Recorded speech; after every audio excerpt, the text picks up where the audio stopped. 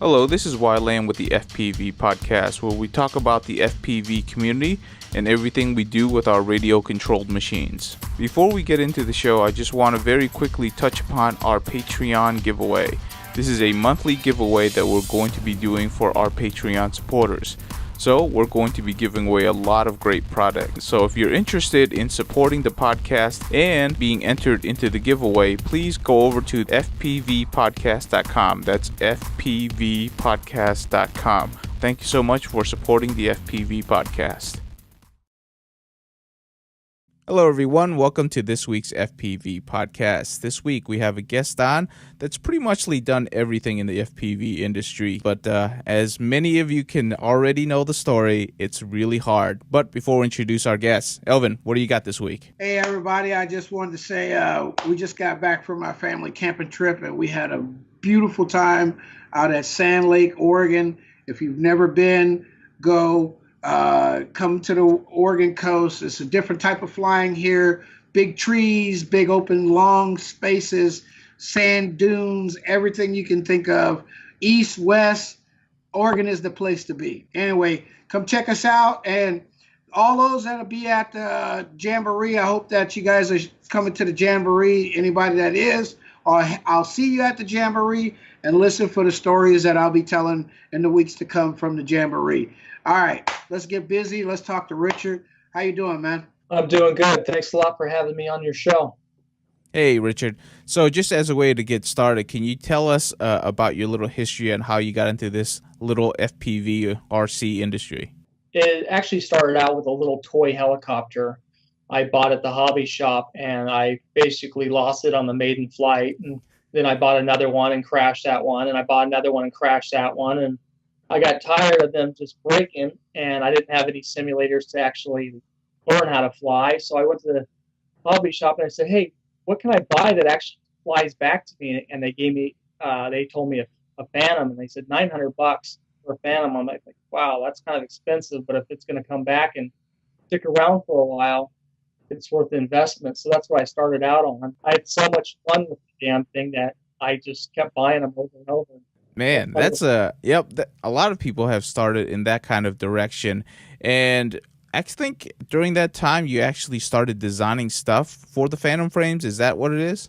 After a few months of flying the Phantom, I went to the DJI F550 frame. That thing was really heavy. It basically only got like 10 minutes worth of flight time. So I designed these aluminum arms that were like 2 inches longer, and I was able to throw on 12, 13-inch props on them and increase the flight time from 12 minutes to around 18 to 20 minutes, depending on the KV of the motor and stuff. And I was able to be pretty successful at that, and I sold a ton of kits on my store, multicopterbuilders.com. And it was going good for about 4, 5, 6, 7, 8 months. I was making a lot of money, and then that Phantom 2 came out overnight. Murdered my business. Absolutely just tanked it because people were no longer buying $1,300, motors and like arms and the whole kit. They were just going and getting a, $1,000 DJI that was all ready to go, that had the latest camera and the latest gear and was easy to transport. It wasn't huge and stuff, and it was game over for me, and I lost my ass on that. It just goes to show how quickly it can change in this industry. One day you're making bank, and the next day you're out on your ass. Absolutely. That's why I never overinvest in anything anymore. And I know the hype train only lasts about 2 weeks these days now. You know what I mean? So it's there's a lot can happen in 2 weeks, like you said, why? But soon it'll be less than that. As time has gotten on, things have happened a lot quicker. Like you notice the new flight controller, and then next week there's another one. You know what I mean? Some things, the time is a lot shorter than 2 weeks. Nope, don't want to think about that. That would be pretty tough. But okay, getting back to the story, obviously, once DJI had their Phantom 2, which actually had a really nice camera on it, pretty much that brought you out of the photography business. How did you get into mini quads? Around that same time we started flying, I was actually hooking up FPV equipment on the DJI drones and flying them around like that. But you know what? Everybody starts out wanting to hit the local waterfalls and the pretty spots. And then once you hit that, it's game over. There's nothing to do. So I started trying to fly faster and stuff and go through the trees. And no longer did I need a DJI Phantom to do that. So I looked up a company called Team Black Sheep. Do you know them? I think everybody does. I don't know. Who are you talking about? So anyway, I was watching some videos like that, and I'm like, I live in Southern California near the San Andreas Fault and stuff, and I'm thinking, wow, I'd like to rip these mountains or whatever. So I went and got a TBS disco and stuff like that, and started flying the mountains with the FPV gear and that. Threw on some long-range UHF and 1.3, and off I went. That technology was just kind of coming to fruition and stuff at the time, and we didn't know much about it. All the filters that we needed to use and all that stuff to not have cross-contamination, the feeds and all that stuff. But put it this way, the first year in this hobby, I ended up spending $33,000. Whoa. Hey, Elvin, I think he's got you beat. He's definitely got you beat. And you know what? I don't even know where that $33,000 came from.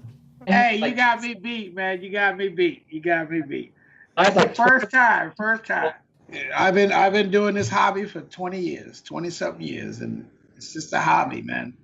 No matter who gets involved, how much money we think it's involved, it's all just a damn hobby, and it can be taken away from us all in just the fraction of writing a damn law. Right? That's exactly right, man. And the way it looks, that was one of my biggest concerns way back in the day, when I saw these Phantom flyers just flying anywhere in New York City and all this crazy stuff. I thought, there's no way in hell this hobby's going to be around for that long. People are going to ruin it. Yeah, but to tell you the truth, it all happened far longer than the Phantom came around. Oh, yeah, sure. 1984, 1980. It was 1980 to 1982 when the first law started to go into effect about drones. And then 1984, the big law came out, and they started to consolidate all the rules and regulations. And that's what we have today. We have a manipulation of those rules and regulations that we're battling today that were set forth a long time ago. Back in the day when you crashed those things, they were so big and heavy, it's a total write-off. Like when they hit the ground, they exploded, and all of a sudden, Right.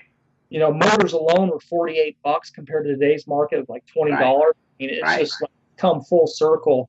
And it's amazing to hear people in forums talk about, oh my God, that motor's so expensive, it's $24. And I'm thinking, man, you don't even know how expensive this hobby was. Hey, Richard, remember us paying $100 for a receiver? Oh, absolutely. People are like, oh my God, it's $20. You're like, when you got $1,400 resting on a $20 receiver, it makes you think a little bit. Right?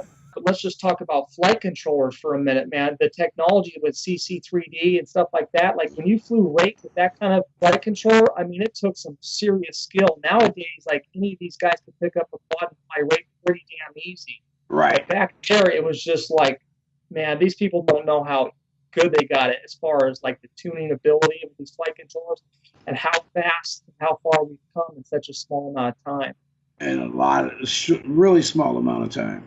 What's funny is that, you're reminiscing about, 5-6 years ago when people were surfing the mountains, and now we're doing the same thing. It's just that we're doing it with smaller aircraft.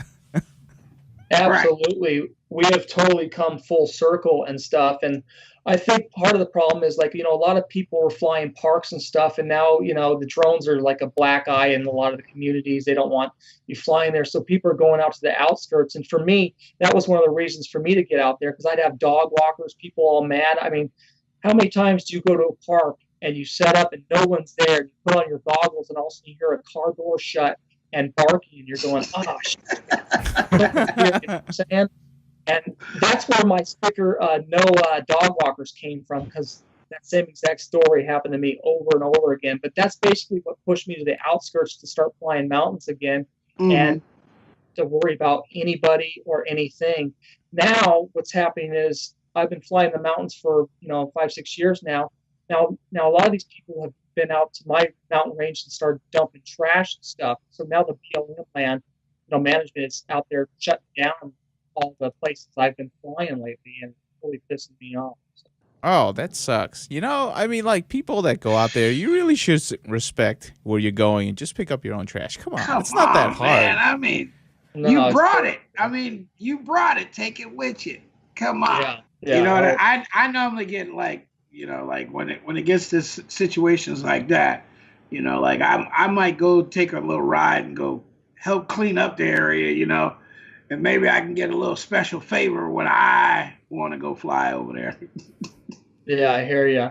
So basically, you guys were touching on the points, you know, like the full evolution of these quads and stuff, and we have come so far and stuff. And you know, when we first started flying back then, it was the QAV 400, the TBS Disco, and then there was a, you know, after that, there was a little thing called a mini quad that we never saw. It was so small and was like, what the heck is this thing? And I mean, it was the blackout mini quad, and I was like, oh my gosh, I got to make my own version of that, because at that time I already had an MB Epic 380 that was basically to compete against the QAV 400 and TBS and stuff. But then when that blackout came out, I had to come out with my own frame, and it was the MB Epic 260 and stuff. And it was just like this little brutal like crash machine that you couldn't break or anything. I built it for hardiness and stuff, and then all of a sudden the next step was, wait, that's too heavy. Now we got to go light. So now everyone's trimming stuff down, and then evolution keeps going. The lighter motors, lighter ESCs, the ESCs with no caps and major noise problems. Loss coming out that weigh 68 grams or whatever they do. You know what I mean? So it's kind of full circle. And now here we are kind of again going back up again from 7, 8-inch quads, 10-inch quads out there now. But I think, you know, 5.5-inch prop and a 6-inch prop for me is pretty much on. Yeah, I mean, that's definitely been the nice juicy points. Although there are people that are like Elvin moving up to 6 to 7-inch because they like to fly those mountain ranges, try to get a little bit better, more efficiency out of those motors. But it is absolutely, it's actually quite interesting, right? Because you've owned Multicopters Builder or multicopterbuilder.com for quite a while now, and you've kind of seen the evolution of people buying stuff, you know, and the trends move so quickly now. I think 5 or 6 years ago, it was just a little bit slower just because there wasn't as much product. But now, I'm sure when you actually try to keep up for your websites and selling stuff, it's really hard to figure out what you want to stock and how much you actually, you know, how much to stock on your frames. Absolutely. I actually call it a race to the bottom, because it's just like, if you put your money in the wrong spot, you're going to pay dearly for it, because you may make money on one thing and lose your ass in the other. So you're really just breaking even. And in today's market, you have to sell so much volume to make any money, because there's markups are so low, and the shipping from China and stuff. And even when you create a new product, you know, you get cloned almost immediately if it becomes hot. And then every store in the, you know, world has your product in it, basically, of some sort or another. It's really tough, and I think we spoke about this multiple times and how it's hurting, you know, the community in general, because the people that are inventing this stuff, they really have no incentive to continue to do it. Is that how you feel? Absolutely. Like, it's so hard to like have the money to invest in something when you know it's just going to get cloned and ripped off, or if you don't get it into the right people's, you know, basically out to the hype train, then people really don't know about it, and it could be the best product in the world, but it's not hyped the proper way, and then people won't buy it. You know what I mean? So that's one of the frustrating things I see about this hobby, is there's so much hype, and a lot of the hype is unnecessary hype because it's garbage anyway. You know, I've had trouble with a lot of things that were hyped up, and you know, one of the biggest things that I'm seeing right now is C ratings on batteries. I mean, give me a break. It's absolutely ridiculous. And it's the same old technology we've had forever with a new sticker and triple the price. And people pay it. It's unbelievable. Yeah, well, I mean, they pay it because they, you know, everybody's in search. Like, they see a battery, a new battery come out, right? And they're like, oh my God, I'm the first one. Like, I'm the first one. I saw the ad first. I'm going to order 10 to make sure I get them. And then you find out after you ordered your 10 that they're tattoos batteries before our lines or something. Yeah, and they were just rebranded with some fake sticker, Or they also come with a slogan like, "Hey, I can start my car 10 times with this battery." Right. We man, like I did that 3 years ago. Like start cars with batteries. It's not if you're starting your car with your battery, you need to buy a better battery for your car. Oh dear. Okay, so let's get a little in depth about building frames and also having your own product line. When you're building your frames, are you really building this more of a, enthusiast, or are you actually trying to make a brand for yourself for this? Because, like you've already mentioned, it's so hard to make a profit on this. Why do you continue to pursue this? That is a fabulous question, man. And He's a glutton for punishment. yeah, let me out here, man. So basically, I don't give a shit who buys my frame. I'm building this quad for me, myself, and I. Like, this is what I want.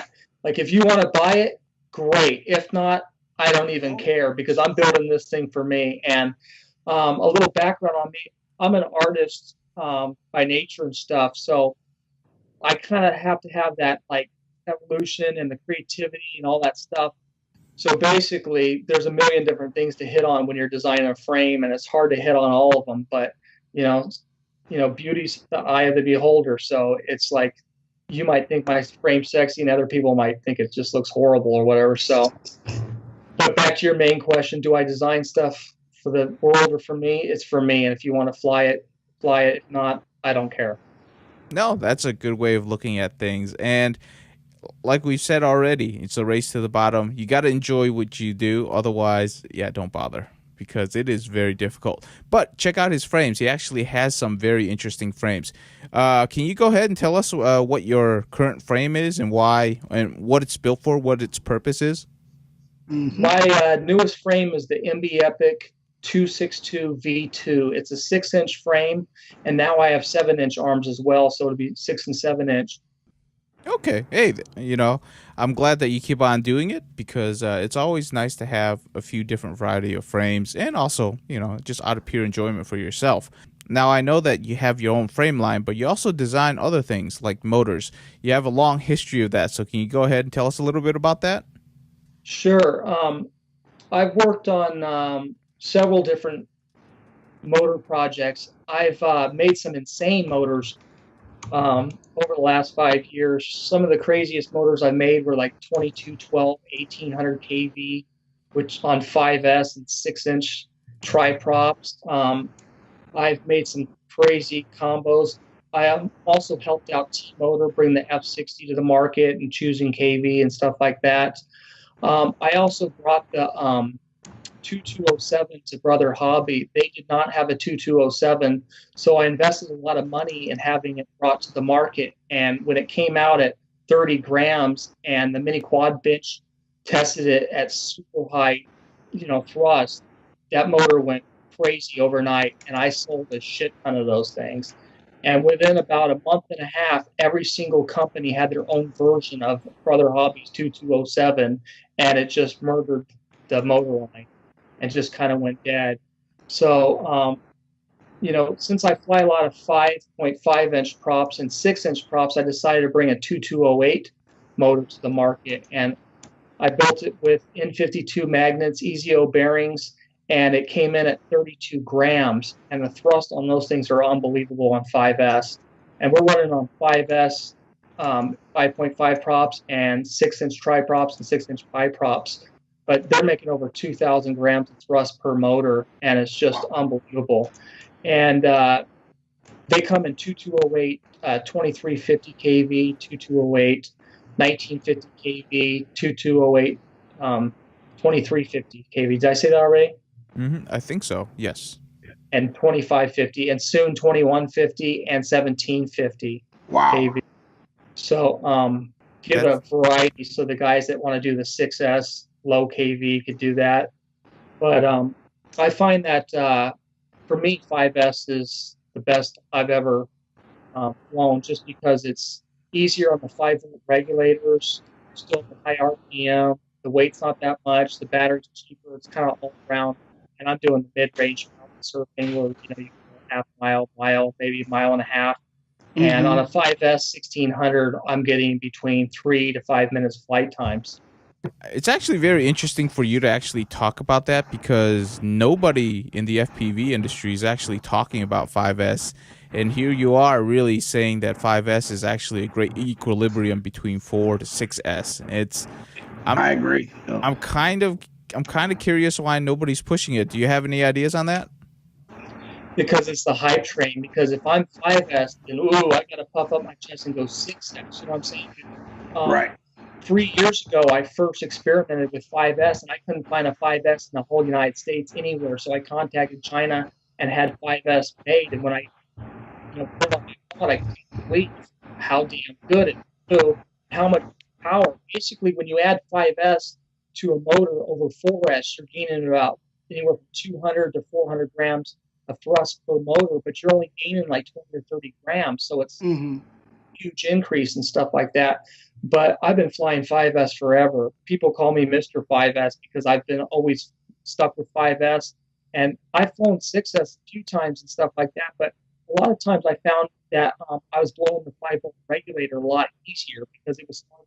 Yeah, it's actually good to hear about all of that stuff, because, having different setups is pretty important in our hobby, because at this point, like, everybody's just following what's the most popular, and nobody's really going off on their own to build their own stuff anymore. At the beginning of this hobby, everybody was just kind of all over the place, and then you can actually kind of, ingest all of it and kind of make your own unique things. It's just not happening as much, in my opinion. Do you see the same thing? Well, absolutely. Like, everybody thinks that the going lower KV and higher cell is something new, but I was doing it a long time ago when I had the 2208 1800 kV on 5S compared to my 4S at 2100 kV. Basically, I was doing the copter at the same power. I was getting a little bit more flight time with the 5S and the lower kV, but the power was basically the same. My systems are basically built to be ape shit, crazy, power hungry, like, Elvin, setups. Sounds like you. Yeah. And then I basically allow you to control the efficiency through your throttle. You know what I mean? If you want to go crazy, or like, people fly at different places. So you kind of sit up there in the mountain, you go, okay, I'm going to go further out. So I'm just going to fly it slower to get there and save the battery. Or you could rip one little section of it and just go ape shit and make a killer video. Yep. Right. No, that sounds true. Elvin, he sounds a lot like you. Hey, I can say this, some of the older guys that are here, and I mean older as in been flying for a lot longer time, not in age, but who's been here for a while, we tend to kind of all have somewhat similar styles. You know what I mean? You look at the older guys, like even Trappy. When you look at Trappy, what he likes to fly, you look at his stuff is kind of older stuff. His technology is kind of older. I mean, look at his cap too. Like, he was smart enough to put a prop, folding prop on the cap too, and also figured out that he needed to put a stop to keep it from locking up, which is something that we used to do. We don't do anymore. A lot of guys don't do anymore. And they pay the cost because the prop ends up tearing the whole back end of the wing off, Yeah. Definitely. Cool. Now, just to cover the last bits before we start wrapping up the show, obviously you have your own Facebook group, and that got started to help basically new people come into the hobby, and you be able to help them progress. Can you go ahead and tell us a little bit about your Facebook group and what's going on currently there? Yeah. First of all, I started Multicopter Builders Facebook group 5 years ago to basically help other guys set up their NASAs and get their equipment and kind of figure out how to network and help each other out and get airborne and solve problems, because back then it was the RC groups, but it took forever to get any answers. And Facebook was instantaneously. You ask something and you get an answer real quick. You don't have to wait for an email like on the forums and stuff like that. So. And then after a while, my room became popular and people were like, hey, why don't you carry some stuff? We want to buy some stuff. And that's how my store started up. So I've basically had the store for about 5 years. And the two groups that I'm running right now is the Multicopter Builders group on Facebook and the Mid-Range Mountain Surfers. That's kind of my newer room for guys that are getting into the mountain range surfing and stuff like that and want to know more about my products or customer support and all that stuff. Like that room is full of really, really good guys. And if you have any kind of question that you can't solve, all you do is write it in there, and within 10 minutes, you'll have your answer of anything. I mean, these guys are good. We've been through it all. And after building, 150 quads myself, you've basically seen almost any problem out there, from schematics that are written wrong from the company and just like whatever, you know what I mean? So, Yep, we've seen that plenty of times. It's like this schematic's backwards. What happened? yeah. Yep. So let me ask you this, because I always like to ask this. If we were to join Multicopter Builders, and if I'm completely new, what are kind of like the highlights that you would recommend to somebody that's new that wants to get into this? Basically, do your research. Basically, follow and see what the guys are up to. Come hang out and kind of figure out what everyone's into and figure out if that's something you might be into. Like if you live in a city in LA, you're probably not going to be much into mountain surfing because you got no mountains, no one to fly. You're probably going to be a park flyer type person. So it basically depends on where you live, what's your style. Some of these guys like the flip-floppity stuff. Some guys like smooth cinematic film like I do, that kind of stuff. So it's basically you kind of got to figure out what you're going to be into and what you want to do. Right. Join those groups and figure out what direction you want to go. Okay. Yeah, I like the long lines, man. Those long, smooth cruising lines. Yeah. Across the big fields and stuff, surfing right at like 3 inches above the corn. I love those. Yeah, it's like the old Midwest Rob videos and stuff like that. Right. And I like that down. Out, like, why would you fly a tiny park when you could fly the whole damn thing? Why would you fly one hole of the golf course when you could fly all 18? I mean, the technology's there, you know what I mean? Right. So it is now. To like just soaring as far as possible and just like long cinematic lines with a few flips and stuff, but not too crazy. And my main reason for that was my wife mentioned. She goes, "Why do you do all this flip and twist? That makes me sick. I can't stand that." She goes, "Why don't you make it a little smooth?" And I was like, "Okay, I'll listen to her." And I kind of just grew in that style a lot more. Totally Same agree. here, man. My wife says the same thing. She says, I don't get the flipping everywhere. Like, what are you trying to do?" Like, she's like, okay, she said, "Why don't you make a game where you got like a moving basketball goal and you have to flip through it?" I was like, maybe. All right, so that covers the Multicopters Builders. Now, for your new Facebook groups, people that want to get into mountain surfing and stuff like that, what kind of threads are you kind of seeing in there at this point? Is it just newbies coming in, wondering how to set up their rigs, or is it kind of more like what they need to do once they get out there?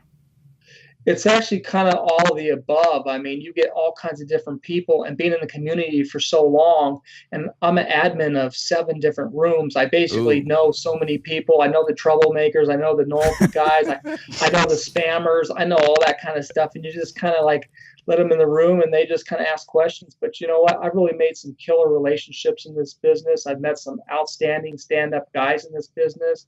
And this hobby, I mean, is it's such an awesome hobby. I mean, for us to be able to put on some goggles and fly like, and you'll have an out-of-body experience. I mean, it basically, it just takes the stresses away. I mean, it's such, it's so cool to be a part of this community and help it grow and innovate and just have some, good friends involved for the weekend. Right. Guys come out here and fly with me all the time. They go, "Hey man, I want to come fly with you." I'm like, "Come on out anytime." And I've had guys from the East Coast, get a hotel out here. We rip for 3 days. Oh, that's awesome. And they end up buying a quad and I help them set it up and stuff and just have a good time and meet some real, lifelong friends. That's what it's about right there. Yep, that is totally the truth. No, that's really cool. And it's definitely something that everybody should be interested in. All right, one last question, and we're going to start wrapping this up. I don't want to take too much of your time. obviously, this has kind of been a hot topic. We've seen a lot of stores close. I mean, a lot of, okay, maybe they're not small, but a lot of well-known stores close. And for anybody who's interested in opening a store, we just want you to recognize how difficult it is to actually keep your doors open. And, you know, Rich is one of them. You know, it's very difficult, you know, to actually just break even is hard. Can you speak a little bit about that, Rich? Yeah, I mean, people see, like, you know, people buying stuff from certain stores and stuff, and they think it's much bigger than it really is. But it's like, you know, like we touched on earlier, when a brand new product comes out and then 2 weeks later version 2 comes out, nobody wants version 1, you end up selling it for below cost and you end up losing your money on it. So it's like gambling. It's high stakes gambling all the time. Thank God I don't depend on this business for a paycheck. I actually have another job that I make good money at, but it's just a dangerous business to be in. It's playing Russian roulette. It's playing hot potato. You know, it's sketchy. You know, you got to make sure that the products you invest in are quality products, are good products. You know, and for my store, my store used to be huge, and I carried a ton of product, and I realized it was hurting me. So now I'm basically more of a niche store that carries product that I use myself. Like I have 7 quads that all use the same ESCs, the same cameras, the same flight controls, because those are all trusted. They don't burn up. I know it works because China doesn't back you when somebody blows something up. They go, oh, just send them another flight controller, and then they forget about it, and then you're out of money and like all kinds of stuff. So it's a very tough business to stay in. It's basically, if I didn't have my whole heart in it and love this hobby as much as I do and love being an innovator and bringing new products to this hobby, I would have closed down long ago myself. No, I totally understand that. You would have had to. Yep. And with that being said, I do have a 7% off code for your listeners. Oh. The discount code is FPV podcast. Just type that in the code at checkout and you'll get 7% off. Hell, I might as well share the profits since I'm not making no money anyway, right? Hey, I just want everybody to recognize, you know, if you have a store, especially a local store, a smaller store that you like, definitely try to support them, because what I've noticed, and this is the truth, is that once these small stores close, there's nobody replacing them. And if we get down to like 3 or 4 big stores, you're pretty much beholden to them for everything. And at that point, you're not going to be happy with this hobby. Just saying. The price is going to be astronomical. Yeah, I mean, you basically have to be somewhat profitable to be able to innovate. And without the innovation, the hobby doesn't move forward, and then we all suffer. Just basically what he says, because I've seen this play out more than a few times this year, and it's starting to hurt, you know. But I appreciate, Rich, for you actually talking about that and coming onto the podcast and sharing your knowledge. Anything else you want to say before wrapping up? No, I just want to thank you guys for having me on the show. I had a blast. And come join my room. Yep. I'm already there, guy. Cool. And if anybody wants to reach out to you personally, whether they just want to talk to you, or are those the best places?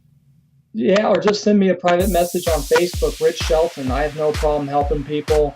I mean, I got 1 million people on my friends list. You know, it's the only way the hobby grows. And that's one of the things about my business is people like to buy stuff off me because they can talk to me or they want to know the shipping or whatever. And it's a pretty, you know, niche market, and I can get back to them quick and help them out. If there's any problems, they go to my room and just ask a question and they get their answer instantly. So it's the best of all worlds, basically. Cool. So, all right, Rich, I appreciate you coming on, and that is it for this week. All right, thanks. Thank you.